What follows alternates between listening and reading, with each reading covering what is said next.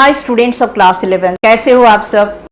I hope all of you are safe and staying healthy at home. I think you have watched my previous videos which I made on atomic structure. I have made a number of videos on atomic structure, and in today's video I'll discuss first of all drawbacks of Rutherford's nuclear model of the atom, and then I will discuss Bohr's model of the atom. शुरू करते हैं आज की video. First topic है drawbacks of Rutherford's nuclear model of the atom.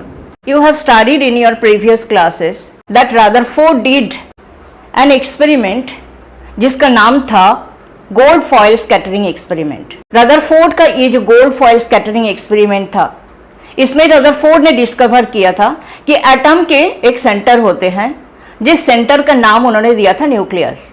A heavy positively charged body which occupies a very small volume, उसका नाम उन्होंने दिया था न्यूक्लियस.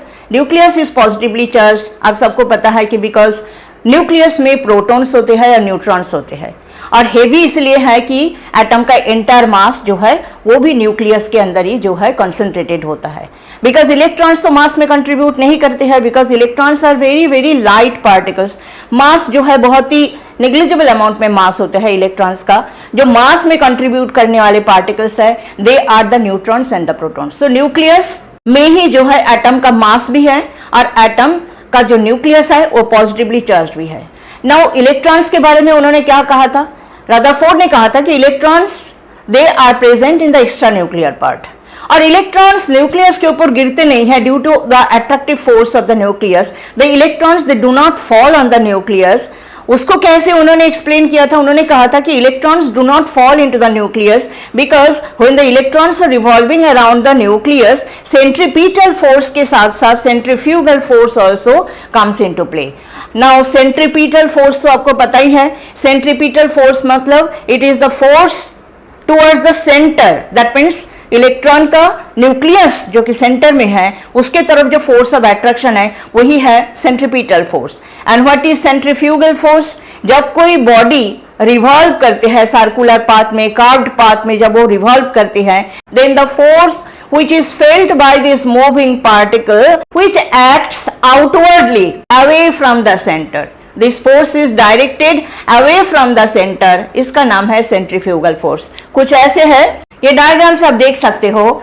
ये जो न्यूक्लियस की तरफ इलेक्ट्रॉन का जो फोर्स ऑफ अट्रैक्शन है उसको हम कहेंगे सेंट्रीपिटल फोर्स, और ये जो force which is directed away from the centre वो है सेंट्रीफ्यूगल फोर्स. तो उन्होंने कहा था कि the electrons they do not fall on the nucleus because ये जो दो फोर्स है एक दूसरे का ऑपोजिट है, they just balance each other, and that's why the electrons they do not fall on the nucleus. लेकिन इसके बाद जो है क्लार्क मैक्सवेल का इलेक्ट्रोमैग्नेटिक थ्योरी जो है वो आ गया था.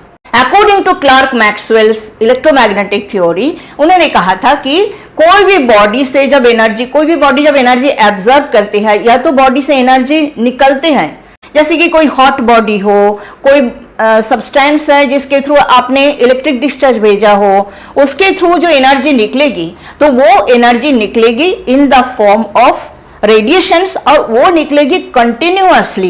There will be no gap, लगातार निकलते जाएगा जब तक कि बॉडी टोटली एनर्जी लूज ना कर जाए. ये था क्लार्क मैक्सवेल का concept. So according to Maxwell's electromagnetic wave theory, when a particle like that of electron जैसा एक negatively charged particle, when it will revolve in a field of force like that of the nucleus जो कि positively charged है वो attract कर रहा है electron को, इलेक्ट्रॉन नेगेटिवली चार्ज्ड है और वो न्यूक्लियस के चारों तरफ में रिवॉल्व कर रहा है. Electron should lose energy continuously in the form of electromagnetic radiation. इसका कारण क्या है कि जब भी कोई पार्टिकल रिवॉल्व करता है सर्कुलर पाथ में, तब due to change in the direction वो कॉन्स्टेंटली जो है एक्सिलरेट होता जाएगा. सो इलेक्ट्रॉन जो है नेगेटिवली चार्ज पार्टिकल है, जब वो रिवॉल्व कर रहा है न्यूक्लियस के चारों तरफ में, तब उसका भी क्या होगा? Due to change in the direction it will undergo acceleration, और एक्सेलरेशन होगी तो वो एनर्जी छोड़ता जाएगा, और एनर्जी जैसे जैसे वो छोड़ता जाएगा तो क्या होगा? उसका जो ऑर्बिट है वो ऑर्बिट ग्रेजुअली स्मॉल और स्मॉल और स्मॉल होता जाएगा, and within no time कहा जाता है कि 10⁻⁸ सेकेंड चाहिए इलेक्ट्रॉन जो है it will follow A spiral path and it will fall into the nucleus, जो कि यहां पे मैंने दिखाया। ये आपका इलेक्ट्रॉन है, ये जो है कंटिन्यूअसली इसका ऑर्बिट जो है श्रिंक हो रहा है, ये अल्टीमेटली जो है न्यूक्लियस के ऊपर जा गिरेगा और न्यूक्लियस में ही समा जाएगा। That means atom will collapse. Atom अगर कोलैप्स हो जाता है दैट मीन्स रदरफोर्ड का मॉडल के हिसाब से अगर देखा जाए then atom is not at all stable, atom is unstable, atom collapse कर जाएगा। But practically we know that atom is quite stable. Atom अगर स्टेबल ना होता तो ये मैटर से जो यूनिवर्स बना हुआ है, मैटर किससे बना हुआ है? मैटर तो एटम से ही बना हुआ है। तो अगर एटम ही स्टेबल नहीं होगा तो मैटर कैसे होता इस यूनिवर्स में? तब क्या होता था? रदरफोर्ड एटम का स्टेबिलिटी के बारे में बता नहीं पाए थे। Rutherford's model could not explain the stability of the atom. Next, और क्या ड्रॉबैक्स था रदरफोर्ड का मॉडल का? सेकेंड पॉइंट ये है, रदरफोर्ड का जो मॉडल है उस मॉडल से एलिमेंट्स का जो लाइन स्पेक्ट्रम है ये भी रदरफोर्ड का मॉडल एक्सप्लेन नहीं कर पाता है। Why the elements produce line spectrum, जो कि मैंने पीछे आपको बताया था एक वीडियो में। लाइन स्पेक्ट्रम क्या है? जब कोई भी केमिकल सब्सटेंस, कोई एलिमेंट हो, उसका कोई सॉल्ट हो, उसको आप किसी तरह से एनर्जी प्रोवाइड कर रहे हो, वो लाइट एमिट करेगा। उस लाइट को जब आप स्पेक्ट्रोस्कोप में एनालिसिस करोगे तो आपको जो स्पेक्ट्रम मिलेगा फोटोग्राफिक प्लेट के ऊपर, वो स्पेक्ट्रम में आप जो है देखोगे लाइन्स आ रहा है, कलर्ड लाइन्स आ रहा है, और ये कलर्ड लाइन्स जो है एक दूसरे से सेपरेटेड रहते हैं बाय डार्क स्पेस। तो इसी को ही हम बोलता है लाइन स्पेक्ट्रम। तो ये लाइन स्पेक्ट्रम एलिमेंट्स क्यों प्रोड्यूस करते हैं, ये रदरफोर्ड का मॉडल जो है एक्सप्लेन नहीं कर पाता है। रदरफोर्ड का मॉडल का जो तीसरा ड्रॉबैक है वो ये है, उन्होंने कहा तो था कि electrons are revolving around the nucleus, लेकिन न्यूक्लियस के चारों तरफ में इलेक्ट्रॉन्स किस तरह से डिस्ट्रीब्यूटेड है? How are they distributed? Are all the electrons present in one circular path, मतलब जिसको उन्होंने ऑर्बिट कहा था, या तो वो डिस्ट्रीब्यूटेड है अलग अलग ऑर्बिट में, और उनका एनर्जी क्या है उसके बारे में भी रदरफोर्ड का मॉडल जो है कुछ भी एक्सप्लेनेशन नहीं दे सकते हैं। तो ये था रदरफोर्ड का मॉडल का ड्रॉबैक। अभी आगे हम डिस्कस करते हैं Bohr's model of the atom. In order to explain the drawbacks of Rutherford's model of the atom and to explain the line spectrum of hydrogen जो कि lightest of all the elements, hydrogen का जो line spectrum है उसको explain करने के लिए जो साइंटिस्ट इसने किया था उनका नाम था Niels Bohr and he was a Danish physicist. तो उनका जो पोस्टुलेट्स है वो पोस्टुलेट्स क्या क्या था वो हम आगे डिस्कस करते हैं। Now let us discuss the main postulates of Bohr's model of the atom. Bohr's model of the atom was based on Planck's quantum theory. Planck's quantum theory का जो main postulate है वो आपने ऑलरेडी पढ़ा है, मैंने भी अपना प्रीवियस वीडियो में आपको बताया हुआ है।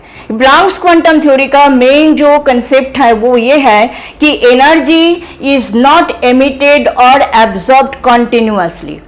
It is emitted or absorbed discontinuously in the form of small packets, और ये पैकेट्स का नाम उन्होंने दिया था क्वांटम। लाइट के केस में इन पैकेट्स को कहा जाता है फोटोन। तो यही जो कंसेप्ट है इसी के ऊपर बेस्ड है Bohr's model of the atom. तो बोर जो है पहले ही जो क्लासिकल कॉन्सेप्ट था electromagnetic wave theory which was given by Clark Maxwell, उसको छोड़ दिया।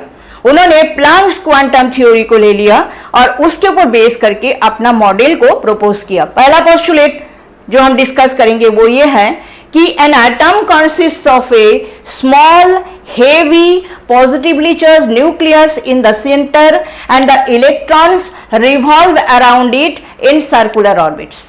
एक एटम का एक small heavy positively charged nucleus होता है सेंटर में, और उसके चारों तरफ में इलेक्ट्रॉन्स जो है सर्कुलर ऑर्बिट में न्यूक्लियस के चारों तरफ में वो रिवॉल्व करते हैं। फर्स्ट पोस्टुलेट ये है।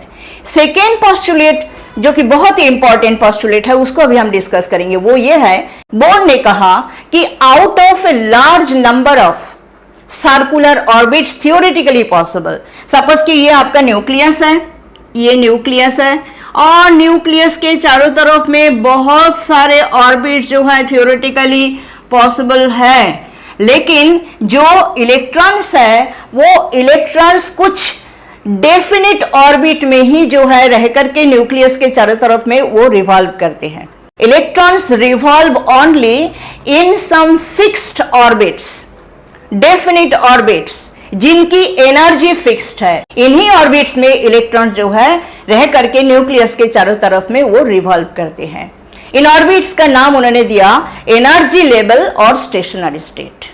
और इन ऑर्बिट्स को उन्होंने जो है नंबर से डिजिग्नेट किया, 1 2 3 4 ये नंबर से भी कहा जा सकता है इन ऑर्बिट्स को, और इनको लेटर से भी डिजिग्नेट किया जा सकता है, KLMN इस तरह से लेटर से भी डिजिग्नेट किया जा सकता है।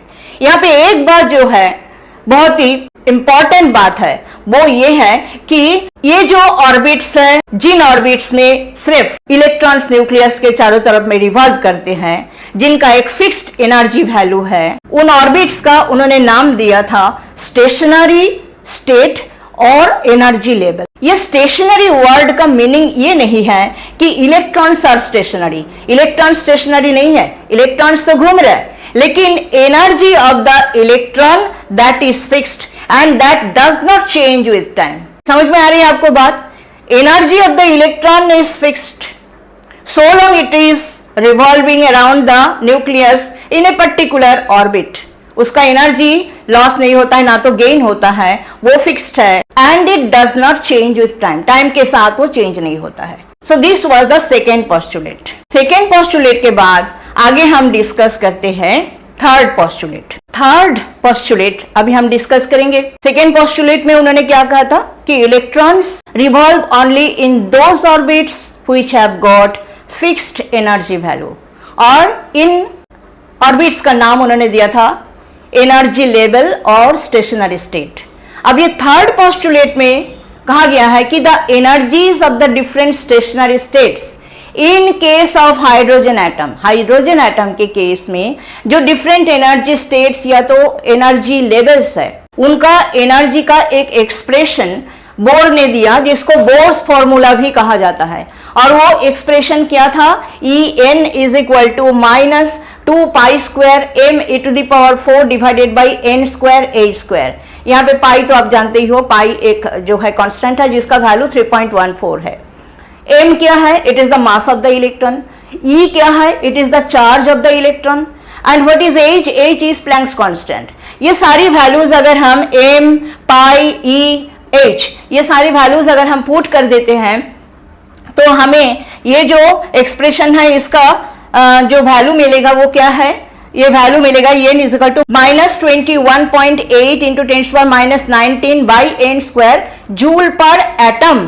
अगर इसको हम किलो जूल पर मोल में ले जाते हैं तो En का वैल्यू क्या हो जाएगा, minus 1312 by n square kilo joule per mole. तो अभी देखो n क्या है, n stands for the different stationary states और the energy level. So n की वैल्यू क्या क्या हो सकता है, 1 2 3 4 5 6 इस तरह से हो सकते हैं। तो फास्ट एनर्जी लेवल जो है उसके लिए n की वैल्यू 1 अगर आप पुट करोगे तो ये जो फास्ट एनर्जी लेवल है that will be closest to the nucleus. Nucleus के जस्ट बाहर में जो फर्स्ट आपका ऑर्बिट है उसी को ही हम कहेंगे fast energy level, or fast energy level which is closest to the nucleus that has got lowest energy, minus 1312 हो जाएगा kilo joule per mole. E1 will be equal to minus 1312 kilo joule per mole, क्योंकि आपने n की value 1 put करना है for the fast energy level. उसके बाद जैसे जैसे आप n की वैल्यू 2 3 4 5 एक्सेट्रा आप यूज करोगे तो you will get the energy value of the second stationary state, मतलब second energy level. Third energy level के लिए n की वैल्यू 3, फोर्थ एनर्जी लेवल के लिए n की वैल्यू 4। इस तरह से अगर आप पुट करते जाओगे तो आप देखोगे नेगेटिव में जो वैल्यूज आ रहा है they will have greater and greater magnitude, वो हम आगे करने वाले हैं। और आप देखोगे कि फास्ट एनर्जी लेवल की ही जो एनर्जी है वो सबसे लोएस्ट है, क्योंकि ये न्यूक्लियस के सबसे क्लोज है और इसी वजह से अट्रैक्शन भी सबसे ज्यादा है। और आपको पता है कि अट्रैक्शन जब बहुत ज्यादा स्ट्रांग होगा तब क्या होगा, एनर्जी वैल्यू भी उतना ही लो होगा। ग्रेजुअली जैसे जैसे आप न्यूक्लियस से आउटवर्ड जाओगे, second third fourth energy level में आप जाओगे तो energy of the energy level stationery state will gradually increase. That means first energy level की एनर्जी सबसे कम है, उसके बाद सेकंड की एनर्जी उससे ज्यादा है, थर्ड की एनर्जी उससे भी ज्यादा है, फोर्थ की एनर्जी उससे भी ज्यादा है। एनर्जी का इंक्रीजिंग ऑर्डर में अगर आप अरेंज करोगे तो ये ऑर्डर होगा, फर्स्ट से सेकंड का ज्यादा, सेकंड से थर्ड का ज्यादा, थर्ड से फोर्थ का ज्यादा, एंड सो ऑन। और या तो अगर आप लेटर से जो है एनर्जी लेवल्स को आप बताना चाहते हो तो के एनर्जी लेवल जो है उसकी एनर्जी सबसे लो है, उसके बाद एल का उससे ज्यादा है, एम का उससे भी ज्यादा है, एन का उससे भी ज्यादा है, एंड सो ऑन. तो this will be the order of the energies of the different stationary states. So Bohr's formula we have already learned. If we put the value of n as 1, 2, 3, 4 etc. then we get the energy values of the different energy levels. So that has been done here. n is equal to 1 put करके E1 जो कि fast energy level का जो energy है वो हमें कितना मिल रहा है, -1312 किलोजूल पर मोल. उसके बाद सेकेंड एनर्जी लेवल के लिए n की वैल्यू आपको 2 पुट करना पड़ेगा. 2 पुट करने से E2 का वैल्यू कितना हो जाएगा, -1312 डिवाइडेड बाई 2 स्क्वायर करना पड़ेगा, तो ये आ जाएगा -328. इसी तरह से n की value 3 for the third energy level, so E3 will be this 3 square से आपको डिवाइड करना पड़ेगा -1312 को, ये आ जाएगा आपकी वैल्यू -145.8. उसके बाद n is equal to 4 for the fourth energy level and the energy will come -82 kilojoule per mole. And for the fifth energy level n is equal to 5 put करना है और E5 की वैल्यू ये आएगा, 5 square से divide करना है तो ये आपका एनर्जी वैल्यू आ जाएगा. That means you can see कि जो इलेक्ट्रॉन है जो कि डिफरेंट स्टेशनरी स्टेट्स में रह करके न्यूक्लियस के चारों तरफ में रिवॉल्व कर सकता है. All the energy levels they are having a definite value और डिस्क्रीट वैल्यू ऑफ एनर्जी. ये वैल्यूज में एक चीज जो है नोटिस करने वाली बात है कि माइनस में वैल्यूज जैसे जैसे छोटा हो रहा है उतना उसकी मैग्नीट्यूड जो है इंक्रीज कर रहा है. That means this one -328 is greater than -1312. Similarly this one is greater than -328, this one is greater than this one is greater than this. So as you are going from first to second, third, fourth, fifth etcetera, the energies of the energy levels are gradually increasing.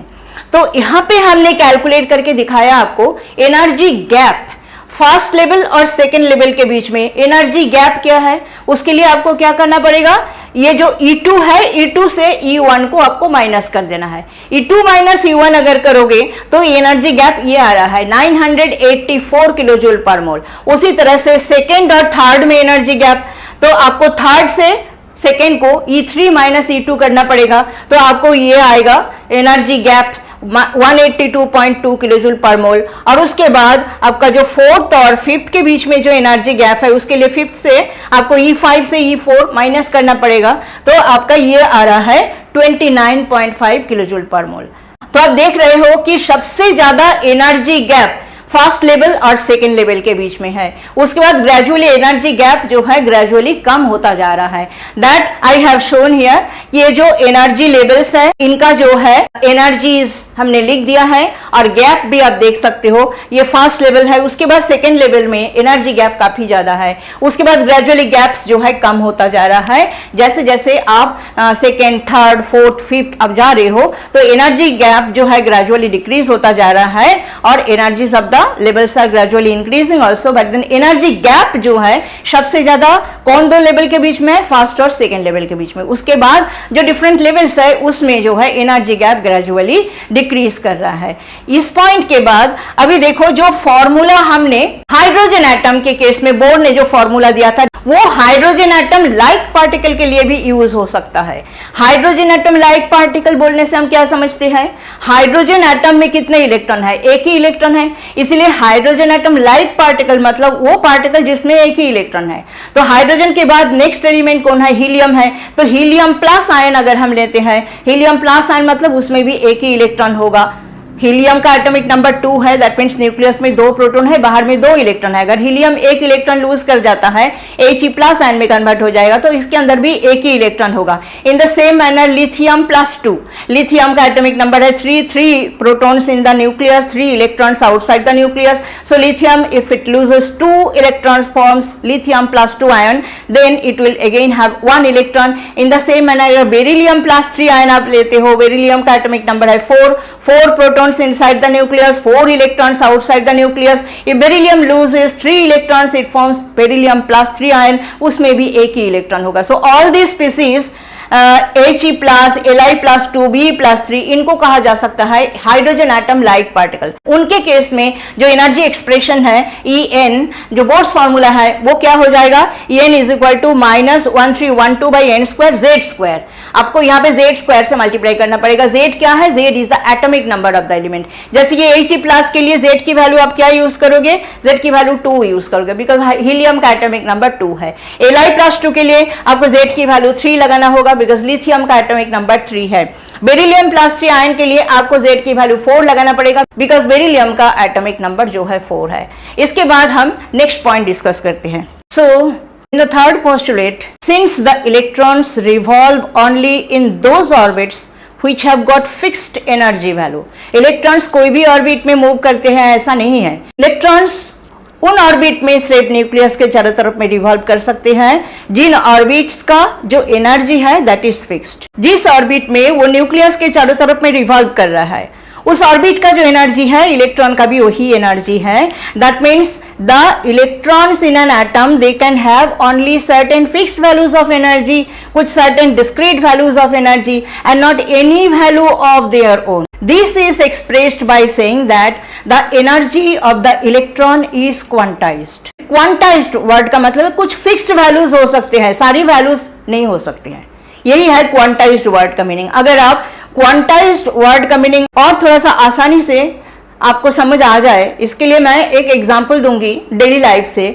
जब हम travel करते हैं taxi में तो हम देखते हैं कि जो टैक्सी का जो स्पीडोमीटर है, स्पीडोमीटर का जो पॉइंटर है, it moves continuously and it can take up any value depending upon the acceleration जैसे जैसे हो रहा है, speed can take up any value, but then fare meter of the taxi can have only certain fixed values and it moves discontinuously or abruptly, you can say रुक रुक के, लगातार नहीं चलेगा, रुक रुक के वो जो है मूव करेगा। So the fare meter has been designed, इस तरह से उसको डिजाइन किया गया है so that it can have only certain fixed value in the multiples of 1 rupee. That means इससे हम यही समझ सकते हैं कि जो स्पीड है टैक्सी का, the speed is not quantized but the fare of the taxi is quantized. It can have only certain fixed value in the multiple of 1 rupee. 1 रुपया होगा, 2 रुपया होगा, 3 रुपया होगा, 4 रुपया, बीच में कोई वैल्यू नहीं हो सकता। तो इस तरह से हम जो है क्वांटाइजेशन, जो कि bourse model of the atom का की कॉन्सेप्ट है, उसको हम समझ सकते हैं। तो electronic energy it is quantized. Energy of the electron can have only certain fixed value and not any value of its own. अगला पोस्टुलेट में ये है कि like energy, the angular momentum of the electron in an atom also can have certain definite or discrete values and not any value of its own. तो ये जो angular momentum है, ये एंगुलर मोमेंटम की जो वैल्यूज है that is an integral multiple of h by 2 pi। और इसका जो एक्सप्रेशन है, एंगुलर मोमेंटम का जो एक्सप्रेशन है वो ये है mvr is equal to n into h by 2 pi। So only permissible values for angular momentum of the electron in an atom is mvr is equal to n into h by 2 pi। जहाँ पर n क्या है, it is an integer जिसकी value 1, 2, 3, 4 हो सकता है। तो when n is equal to 1 the angular momentum will have the value h by 2 pi। when n is equal to 2 it will have the value 2h by 2 pi। when n is equal to 3 angular momentum की value क्या हो जाएगा, 3h by 2 pi and so on। so you can see angular momentum की जो values है वो भी कुछ डेफिनेट वैल्यूज ही हो सकते हैं, सारी वैल्यूज नहीं हो सकते हैं।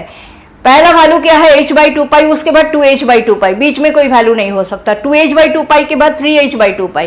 तो इस तरह से कुछ डेफिनेट वैल्यूज हो सकते हैं। So we can say that like energy the angular momentum of the electron in an atom is also quantized. Angular momentum का भी कुछ डेफिनेट एंड डिस्क्रीट वैल्यूज हो सकते हैं, सारी वैल्यूज नहीं हो सकती है।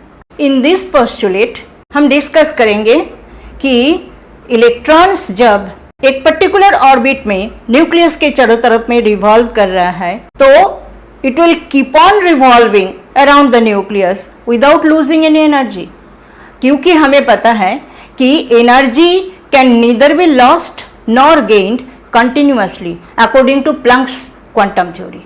प्लैंक्स क्वांटम थ्योरी के ऊपर ही बोर्स मॉडल बेस्ड है ना। तो जब इलेक्ट्रॉन एक पर्टिकुलर ऑर्बिट में, ये लिखा है when the electrons revolve in their normal जिसको हम कहते हैं लोएस्ट एनर्जी लेवल में रह करके जब न्यूक्लियस के चारों तरफ में वो रिवॉल्व करेगा, then they will keep on revolving without losing any energy, क्योंकि एनर्जी जो है ना तो कॉन्टिन्यूसली लूज हो सकते हैं ना कॉन्टिन्यूसली वो गेन हो सकते हैं। तो तब तक उसकी एनर्जी जो है फिक्स्ड रहेगा जब तक एक पर्टिकुलर ऑर्बिट में वो न्यूक्लियस के चारों तरफ पे रिवॉल्व कर रहा है, जिसको हम कहते हैं उसका नॉर्मल एनर्जी लेवल या तो लोएस्ट एनर्जी लेवल। और इस स्टेट में एटम को हम कहते हैं एटम अपना ग्राउंड स्टेट में है, ग्राउंड स्टेट में है, बिल्कुल स्टेबल है। It is said that energy is absorbed और emitted only when the electron jumps from one energy level to another energy level। एक ऑर्बिट से दूसरा ऑर्बिट में जब वो जंप करते हैं तो जंपिंग के लिए उसको एनर्जी एब्जॉर्ब करना पड़ता है, और जो जंप बैक करके ऊपर का जो एनर्जी लेवल है उससे वो नीचे वाला एनर्जी लेवल में वो आ जाता है, तब उतना ही एनर्जी जो है वो एमिट कर देते हैं। तो सपोज करो एटम को किसी तरह से हमने बाहर से एनर्जी प्रोवाइड किया है by heating it in high temperature और बाय पासिंग इलेक्ट्रिक डिस्चार्ज। अगर हमने एटम को एनर्जी प्रोवाइड कर दिया तो एटम एनर्जी एब्जॉर्ब करेगा, एटम एनर्जी एब्जॉर्ब करेगा तो इलेक्ट्रॉन भी जो है एक डेफिनेट अमाउंट में एनर्जी एब्जॉर्ब करके उसका जो लोअर एनर्जी लेवल है वो लोअर एनर्जी लेवल से कोई हायर एनर्जी लेवल में वो जंप करके पहुंच जाएगा। तो ये जो हायर एनर्जी लेवल में जब इलेक्ट्रॉन पहुंच जाता है उस स्टेट में हम एटम को कहेंगे it is in the excited state. तो एक्साइटेड स्टेट में जो इलेक्ट्रॉन है उसका लाइफ टाइम बहुत शॉर्ट है। एक्साइटेड स्टेट में वो बिल्कुल भी स्टेबल नहीं है, वो चाहता है नीचे वाला एनर्जी लेवल में आना। तो एक्साइटेड स्टेट में उसका लाइफ टाइम शॉर्ट होने की वजह से वो इमीडिएटली जंप बैक करेगा और जंप बैक करके कोई नीचे वाला एनर्जी लेवल में वो आ जाएगा। जब वो जंप बैक करेगा तो जितना एनर्जी उसने एब्जॉर्ब करके हायर एनर्जी लेवल में गया था उतना ही अमाउंट में एनर्जी जो है it will emit in the form of light. Photon निकलेगा in the form of light which is having a definite wavelength और फ्रीक्वेंसी, वो एमिट कर देगा। तो जो अमाउंट ऑफ एनर्जी वो एब्जॉर्ब कर रहा है हायर एनर्जी लेवल में जाने के लिए या तो वो नीचे आने के लिए, वही एनर्जी जो emit कर रहा है that will be equal to what? That will be equal to the difference in the energy level between the two levels। Suppose यहाँ पे हमने दिखाया कि ये आपका न्यूक्लियस है, ये इलेक्ट्रॉन है, ये जो लेवल है इस लेवल से इस लेवल में जब वो जंप करके जाएगा by absorbing some amount of energy, ये तो इलेक्ट्रोमैग्नेटिक रेडिएशन जो है ये एब्जॉर्ब कर रहा है। एब्जॉर्ब करने के बाद ये इस लेवल से जंप करके इस लेवल में पहुंच गया। तो इस लेवल का एनर्जी अगर हम E1 से रिप्रेजेंट कर रहे हैं, इस लेवल का एनर्जी हम E2 से रिप्रेजेंट कर रहे हैं, तो यहाँ पे तो वो स्टेबल नहीं है। इलेक्ट्रॉन इमीडिएटली जंप बैक करेगा, जब ये जंप बैक करेगा E2 से E1 में आएगा तब वो उतना ही अमाउंट में एनर्जी जो है एमिट कर देगा इन the form of light having a definite frequency और वेवलेंथ। तो कितना अमाउंट में तब वो एनर्जी एब्जॉर्ब कर रहा है या तो एमिट कर रहा है, that is what difference in the energy between the two levels. तो डेल्टा ई क्या है, जो कि डिफरेंस इन द एनर्जी जो एमिट होगी या तो एब्जॉर्ब होगी, that will be equal to E2 minus E1। Lastly Bohr's postulate में यही बोलने का है कि since each orbit is associated with some fixed definite energy value, so energy is always emitted or absorbed in some definite और discrete quantity, जिसको हम कहते हैं क्वांटास और फोटोन्स। एनर्जी एब्जॉर्ब होगी, कुछ फोटोन्स एब्जॉर्ब हुआ, उतना ही फोटोन्स जो है एमिट भी हो जाता है। सो एनर्जी हर एक ऑर्बिट का जो है एक डेफिनेट अमाउंट में एनर्जी है। तो दैट इज वाई जब इलेक्ट्रॉन जंप करके एक ऑर्बिट से दूसरा ऑर्बिट में जाएगा तो एनर्जी जो वो एब्जॉर्ब करेगा या तो जब ऊपर का लेवल से नीचे का लेवल में वो आएगा तब एनर्जी जितना वो एमिट कर देगा वो एक डिस्क्रीट क्वांटिटी में होगा, and that will be some quantas और सम फोटोन्स के फॉर्म में, पैकेट्स के फॉर्म में एनर्जी वो एब्जॉर्ब करता है और उतना ही में अमाउंट में एनर्जी जो है वो एमिट भी करता है। That means we can ultimately conclude that energy of the electron cannot change gradually and continuously, but can change abruptly or discontinuously when the electron jumps from one energy level to another energy level। So यहाँ पे clear हो जाता है कि electron का energy जो problem आ रहा था क्लार्क मैक्सवेल का इलेक्ट्रोमैग्नेटिक वेव थ्योरी से कि इलेक्ट्रॉन जब रिवॉल्व करेगा न्यूक्लियस के चारों तरफ में ये कॉन्टिन्यूसली एनर्जी लूज कर देगा और अल्टीमेटली न्यूक्लियस के ऊपर गिर जाएगा एंड एटम विल कोलैप्स। तो अभी आप देख रहे हो बोर्स मॉडल जो कि प्लैंक्स क्वांटम थ्योरी के ऊपर बेस करके है, कैसे उन्होंने स्टेबिलिटी ऑफ द एटम को एक्सप्लेन किया कि जब तक वो एक पर्टिकुलर ऑर्बिट में न्यूक्लियस के चारों तरफ में रिवॉल्व कर रहा है, it will keep on revolving, neither it will lose energy nor it will gain energy. So the problem of continuously losing energy and falling into the nucleus, that question does not arise. So this is how Bohr's model of the atom explains the stability of the atom. Next is Bohr's model of the atom जो है it explains the line spectrum of hydrogen. Bourse model of the atom का यही सबसे बड़ा success है कि hydrogen atom का जो लाइन स्पेक्ट्रम है उसको बोर्स मॉडल ने एक्सप्लेन कर दिया था. So according to Bohr's model, जब तक इलेक्ट्रॉन एक पर्टिकुलर ऑर्बिट में रह करके न्यूक्लियस के चारों तरफ में रिवॉल्व कर रहा है, ये तो ना एनर्जी लूज करेगा ना एनर्जी गेन करेगा. लेकिन अगर किसी तरह एटम को हमने जो है एनर्जी प्रोवाइड किया, जैसे कि हाई टेम्परेचर में हीट कर दिया या तो इलेक्ट्रिक डिस्चार्ज भेजा, तब क्या होगा, atom will absorb some amount of energy, और एटम एनर्जी एब्जॉर्ब करेगा तो इलेक्ट्रॉन को भी एनर्जी पास हो जाएगा. और इलेक्ट्रॉन जब अपना लोअर एनर्जी लेवल से कुछ अमाउंट में एनर्जी एब्जॉर्ब करके हायर एनर्जी लेवल में जंप करके पहुंच जाएगा, जो कि उसका एक्साइटेड स्टेट है, वहां पे जाकर के वो बिल्कुल भी स्टेबल नहीं है और वहां पे उसका लाइफ टाइम बहुत ही शॉर्ट है. It immediately jumps back to some lower energy level in one or more jumps. एक जंप में या तो 2-3 जंप में वो वापस आएगा और ड्यूरिंग ईच जंप, हर एक जंप में जो है वो एनर्जी एमिट करेगा इन the form of photon of light having a definite wavelength और फ्रीक्वेंसी. हर एक जंप में वो एनर्जी जो छोड़ेगा, एनर्जी जो इमेट करेगा, वो एनर्जी किस फॉर्म में निकलेगा, एक एक फोटोन निकलता जाएगा, और ये फोटोन का जो एनर्जी है that will be equal to the difference in the energy between the two levels. जहां पर वो पहुंच गया था वहां से वापस जो आ रहा है कोई एक लेवल में, लोअर एनर्जी लेवल में आ रहा है, वो हायर एनर्जी लेवल और लोअर एनर्जी लेवल में एनर्जी का जो डिफरेंस है that will be the energy of the photon. So photon का एनर्जी का इक्वेशन तो हमें पता ही है. क्या है फोटोन का एनर्जी का equation? It is equal to h nu. तो हम यहाँ पे क्या लिख सकते हैं? फोटोन का एनर्जी जो एच न्यू है that will be equal difference in the energy between the two levels, higher energy level and the lower energy level. So we can write कि एनर्जी ऑफ द फोटोन जो कि h nu है that will be equal to E2 minus E1. E2 क्या है? Energy of the electron in the higher energy level. E1 क्या है? E1 is the energy of the electron in the lower energy level. तो ये दो level के बीच में जो एनर्जी डिफरेंस है उतना ही एनर्जी का तो फोटोन निकलेगा ना. So energy of the photon तो हमें पता है it is equal to h nu. So the frequency of the photon emitted will depend upon the energy difference between the two levels. Greater the energy difference between the two levels, higher will be the frequency of the photon emitted. तो यहां से हम क्या लिख सकते हैं कि nu is equal to E2 minus E1 divided by H. H आपको पता ही है, it is Planck's constant.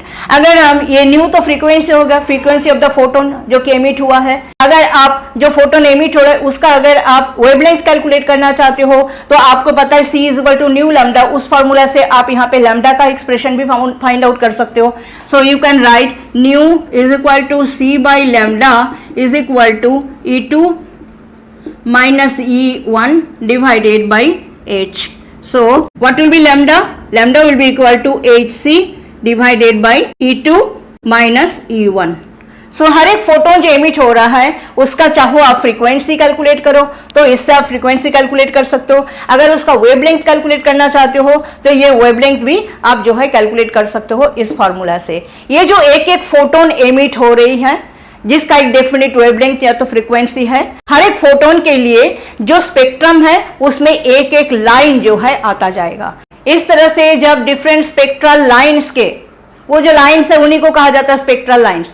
Different spectral lines के जो फ्रीक्वेंसी या तो वेवलेंथ इस फॉर्मूला से जब कैलकुलेट किया गया है, they were found to be in good agreement with the experimental results. तो एक्सपेरिमेंटल रिजल्ट्स के साथ ये जो वैल्यूज कैलकुलेट किया गया इस फॉर्मूला के यूज करके वो सारे टैली हो गए थे. Thus we can conclude Bohr's model of the atom elegantly explains the line spectrum of hydrogen atom and hydrogen atom like particle, जैसे कि helium plus ion, lithium plus 2 ion, beryllium plus 3 ion, जिनके पास भी 1 electron है, वो line spectrum Bohr's model of the atom बहुत अच्छी तरह से एक्सप्लेन कर दिया था. These were the usefulnesses of Bohr's model of the atom. Here I end today's video. I hope you have learned about drawbacks of Rutherford's model of the atom and Bohr's model of the atom. Next we will discuss something else in my next video. Till then, goodbye, and please subscribe the channel. That is the most important thing. Link of the channel will be given in the description box. Please subscribe the channel. समझो chemistry detail में. Thanks for watching the video.